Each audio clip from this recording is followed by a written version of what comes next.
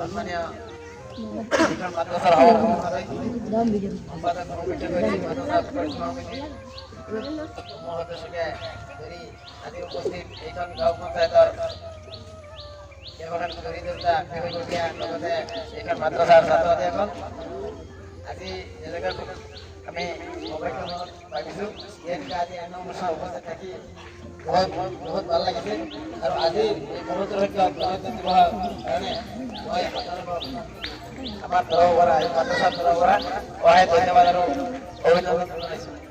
আজিৰ এই অনুষ্ঠানত প্ৰথমতে আমাৰ অনুৰোধ জনাম আমাৰ এইখন মাদ্ৰাসাৰ সভাপতি আছে পৰিচালনা সমিতিৰ সভাপতি সম্পাদক মই তেখেতক অনুৰোধ জনাম আমাৰ আজিৰ এই বৃহৎ সংখ্যক গণতন্ত্ৰ দিৱসৰ এই পবিত্ৰ পতাকাখন উত্তোলন কৰিবৰ কাৰণে মই আমাৰ তৰফৰ ধন্যবাদ তেখেতে আমাৰ পতাকা উত্তোলন কৰিবলৈ আহ্বান জনাইছে। পতাকা উত্তোলন কৰাৰ সময়তে কেইবাটাও নিয়ম থাকে। এই নিয়মটো হ'ল যেতিয়া পতাকা আমি বাছত উঠোঁ তেতিয়া আমি সকলোৱে এই চাংকোচি কৰি তাক নমস্কাৰ দিব লাগে। চালামত দৌ বুলি ক'ব লাগে। চালামত দিলে আপোনালোকে সকলোৱে মানে হাতখন এনেকৈ দিব লাগে। তাৰপিছত ৰাষ্ট্ৰীয় সংগীতেৰে আমি পতাকা উত্তোলন কৰা কৰি তাৰপিছত আমাৰ বিষয়াসকলে বা ভাৰতৰ বা গণৰাজ্যৰ কথা আলোচনা কৰিব। ধন্যবাদ।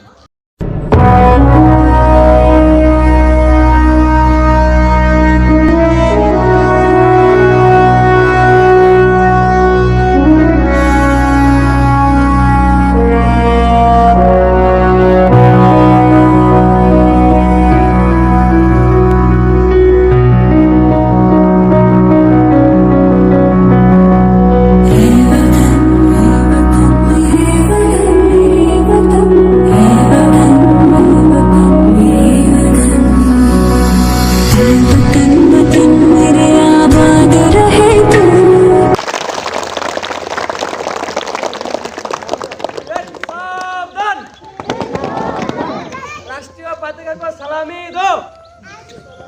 राष्ट्रीय संगीत एक साथ शुरू करेंगे, शुरू करो।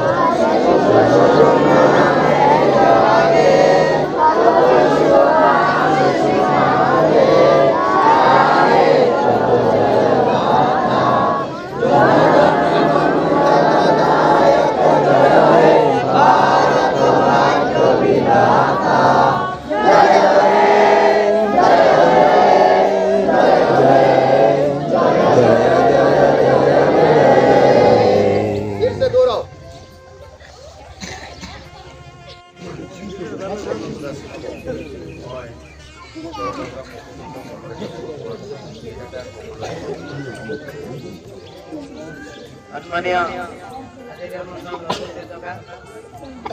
মারিখান মাদ্রাসার সভাপতি মহোদয়, মাদ্রাসার সম্পাদক মহোদয়, কার্যকরী বিষয়াসকল, এই অঞ্চলৰ প্ৰতিনিধি ৰাইজ তথা এইখন মাদ্ৰাসাৰ ছাত্ৰ ছাত্ৰীসকল, আজি বহুত উত্তম আমাৰ গণৰাজ্য দিৱস সকলোৱে জ্ঞাত। আজি বহুত উত্তম গণৰাজ্য দিৱস আমাৰ ভাৰতবৰ্ষত আজিৰ এই বহুত উত্তম গণৰাজ্য দিৱস অনুষ্ঠান আজি হৈ আছে। আমাৰ ভাৰত গণৰাজ্যত টোটেল আমাৰ যি আগতে আমি গণৰাজ্য মানে মানুহৰ স্বাধীনতা, গণৰাজ্য মানে জন মানে মানুহে মানুহৰ স্বাধীনতা আনিবৰ কাৰণে আজি আগতে এটা সময় আছিলে মানুহ বিভিন্ন বহবিয়াত ভুক্তভোগী আছিলে, বিভিন্ন সমস্যাত ভুক্তভোগী আছিলে, কিন্তু doctor B M Mohammad Azam Hindu মানুহ আছিলে। তেখেতে চিন্তা কৰিছিলে যে মানুহ এনেকৈ সমস্যাত ভুগি আছে আৰু এইটো মানুহৰ মানৱতা নহয়। এইটো চিন্তা কৰি বি এম আম্বেদকাৰ ডাঙৰীয়াই তেখেতে 1930 চনত তেখেতে 1950 চনৰ 26 জানুৱাৰী তাৰিখত আদিৰ পৰিৱৰ্তন প্ৰথম উত্তোলন কৰিছিলে আৰু আমাৰ তেতিয়াৰ পৰাই আমাৰ এই মানুহৰ জনতাৰ আপেক্ষিক স্বাধীনতা এইটো গাড়ী আনিছিলে। কিন্তু আমি দেখা গৈছে এই স্বাধীনতা আমাৰ অহাৰ পিছতো আমি এতিয়ালৈকে আমাৰ বিভিন্নতাত ভুক্ত হৈ আছো। তাৰ কাৰণে আমি যিহেতুকে আমাৰ গণৰাজ্য হোৱাৰ কিছুমান অনুচ্ছেদ আছে, তফচিল আছে, অংশ আছে, আমি এইবিলাক নাজানো। এইবিলাক জানিব হ'লে আমাৰ ভালকৈ শিক্ষা গ্ৰহণ কৰিব লাগিব। ভাল শিক্ষাৰ জৰিয়তে আমি এইবিলাক জানিব লাগিব। আমি এতিয়াও ভাৰতবৰ্ষখনত বিভিন্ন হীনতাত ভুগি আছো। তাৰে মূল এটাই কাৰণ আমি তেনেকৈ শিক্ষিত হৈ উঠি আহিব পৰা নাই। মই আজিৰ আপোনালোকৰ অনুষ্ঠানত মই অনুৰোধ জনাইছো, আহক আমি সকলোৱে মিলি একতাৰে দৃঢ়তাৰে আমি সকলোৱে শিক্ষাৰ দিশে আগবাঢ়ি যাওঁ। প্ৰতিজ্ঞা কৰোঁ, প্ৰতিশ্ৰুতি লওঁ, আমি ভালদৰে শিক্ষিত হ'ম। যদি আমি ভালদৰে শিক্ষিত হ'ব পাৰোঁ, আমি শিক্ষাটো আমি আনিব পাৰোঁ, তেতিয়া আমাক কোনো ঠগিব নোৱাৰে, তেতিয়া আমি আমাৰ অধিকাৰ কোনো ভাগ কৰিব নোৱাৰে। গতিকে মই আজি এই অনুষ্ঠানত উপস্থিত থকা সকলো ছাত্ৰছাত্ৰীক মই অনুৰোধ জনাইছোঁ, সকলোৱে ভালদৰে শিক্ষা গ্ৰহণ কৰা আৰু শিক্ষাৰ জৰিয়তে আমি আমাৰ সমাজত কুসংস্কাৰ আছে এই সম্পূৰ্ণ আমাৰ ইয়াৰ পৰা দূৰী হ'ব বুলি মই ভাবিছোঁ। আমাৰ আজিৰ অনুষ্ঠানত বহুত অতিথি উপস্থিত আছে। মই দিহা আৰু একো নকওঁ, এইখিনি কৈ মই মোৰ বক্তব্য সামৰিছোঁ। ধন্যবাদ।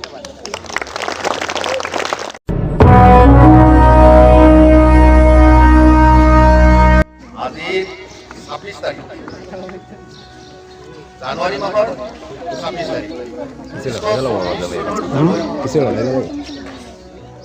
আকৌ 1923 চনৰ জানুৱাৰী মাহৰ 26 তাৰিখ আকৌ 1925 চনৰ জানুৱাৰী মাহৰ 26 তাৰিখ 2025 চনৰ জানুৱাৰী মাহৰ 26 তাৰিখ আমি 26 তাৰিখ অহাৰ লগে লগে ভিডিও কৰতেছি তাৰ মা এটা আমাৰ কিছুমান আমাৰ উদ্যোক্তাসকলে তেখেতসকলে আলোকপাত কৰি কৰি গৈছে। আমি কিয় আমি এই কাৰণে থিয় হওঁ। আমি এটা কথা কওঁ যে 1947 চনত কি হৈছিলে ভাৰতবৰ্ষ স্বাধীন হৈছিল। ইয়াৰ আগত কি আছিল?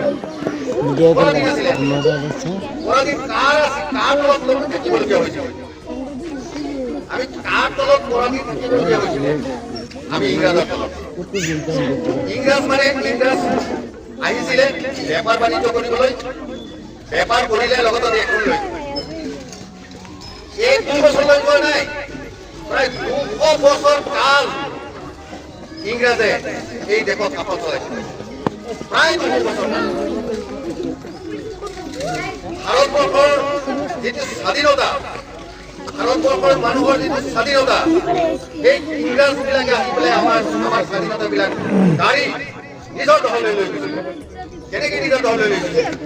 এই কথাটো ভাৰতবৰ্ষৰ সমান প্ৰভাৰ দি আছে, মূল্যৱান প্ৰভাৰ দি আছে। তেওঁলোকে ইংৰাজৰ বিৰুদ্ধে থিয় হৈছিলে।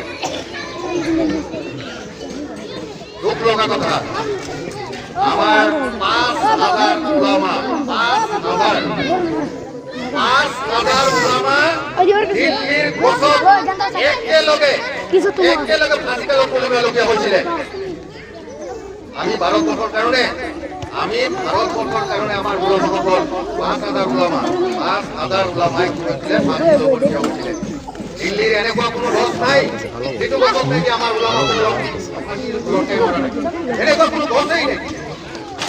কিমান অত্যাচাৰ কৰিছে, সেই অত্যাচাৰবিলাক ৰোধ কৰিবৰ কাৰণে, সেই অন্যায়বিলাক ৰোধ কৰিবৰ কাৰণে আমাৰ প্ৰধান নেতা মাননীয় মহামানৱ মহাত্মা গান্ধী তেখেতে নেতৃত্বত আমাৰ ভাৰতবৰ্ষৰ বিভিন্ন দেশত তেখেতে খোজকাঢ়ি গাড়ী মটৰ তেতিয়া নাছিলে, দেশৰ বিভিন্ন নেতাবিলাকৰ লগত লগ কৰিছিলে আৰু ইংৰাজক খেলিবলৈ প্ৰস্তুতি লৈছিলে। 1942 চনত অসহযোগ আন্দোলন হৈছিলে।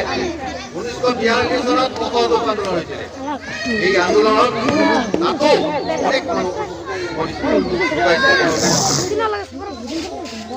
আপোনালোকে জানিব দেশৰ এনেকুৱা কোনো ঠাই নাই, মাটি নাই, এনেকুৱা কোনো গাঁও নাই, এনেকুৱা কোনো চুবুৰী নাই তাত শ্বহীদৰ কবৰ নাই। এনেকুৱা অত্যাচাৰ হৈছিলে। তাৰ পিছত প্ৰায় তেখেতসকলে 1942 চনৰ পৰা অসহযোগ আন্দোলনৰ পৰা তীব্ৰতাৰে আৰম্ভ কৰি 1947 চনৰ 15 আগষ্ট তাৰিখে ইংৰাজে আমাৰ ভাৰতবৰ্ষৰ পৰা সম্পূৰ্ণৰূপে মহাত্মা গান্ধীৰ নেতৃত্বত অসমত আছে নেতাবিলাক আৰু নেতাবিলাক আছে তেখেতসকলৰ নেতৃত্বত আমাৰ কি কৰিলে 1947 চনৰ 15 আগষ্ট তাৰিখে ভাৰতবৰ্ষখন সম্পূৰ্ণভাৱে আমাৰ এইখন দেশত বিভিন্ন ধৰ্ম, বিভিন্ন বৰ্ণ, বিভিন্ন ভাষা, বিভিন্ন জাতিৰ লোকে বাস কৰি আছে। বিভিন্ন জাতিৰ লোকে বাস কৰি আছে। সেইকাৰণে ডক্টৰ আম্বেদকাৰৰ নেতৃত্বত আমি সকলোৱে এক ক্ষমতাৰে আমি থাকিব পাৰোঁ, এককভাৱে আমি থাকিব পাৰোঁ। যাতে আমি এটা মাদ্ৰাসা বা স্কুল চলাবলৈ হ'লে আমাৰ আইন আছে। এইখন চলাবলৈ ডক্টৰ আম্বেদকাৰৰ নেতৃত্বত 1950 চনত আমাৰ কি কৰিলে এই যে দেশখন চলিব কেনেকৈ চলিব সেইকাৰণে 1950 চনৰ 26 জানুৱাৰী তাৰিখে আজিৰ দিনত কি হ'ল এখন সংবিধান বলবৎ কৰি ওলালে, সংবিধান এখন ওলালে। আমি এইখন সংবিধানত কি কৰিম নেতৃত্বত আমি আমাৰ গোটেই ভাৰতবৰ্ষখন চলিম। সেইকাৰণে আজিৰ 26 জানুৱাৰী দিনটো অহা বছৰ যেতিয়া 25 হ'ব 2025 হ'ব তেতিয়াও আমি কি কৰিব লাগে। অকল এইটো স্কুলৰ নহয় আমি উদযাপন কৰিব এইটো নহয়, নিজৰ ঘৰে ঘৰে উদযাপন কৰিব লাগে, নিজৰ বাৰীতো উদযাপন কৰিব লাগে, ৰাস্তা ঘাটত উদযাপন কৰিব লাগে। যিকোনো অনুষ্ঠান প্ৰতিষ্ঠান আছে সকলোতেই আমাৰ এইখন ৰাষ্ট্ৰীয় পতাকা উত্তোলন কৰি আমি কি কৰিব লাগে, আমি সন্মান জনাব লাগে। আমাৰ মুখ্যমন্ত্ৰী এতিয়া বৰ্তমান নাই হৈ গৈছে। আমি কিমান নাজানো, হয়তো ইয়াৰ মাজতো ভুলো হ'ব পাৰে। আমি কিমান নাই পৰহি আমি চেপনত পাইছিলোঁ, চেপনৰ পৰা এতিয়া মুখস্থ বা এনেকুৱা হেৰি নাই।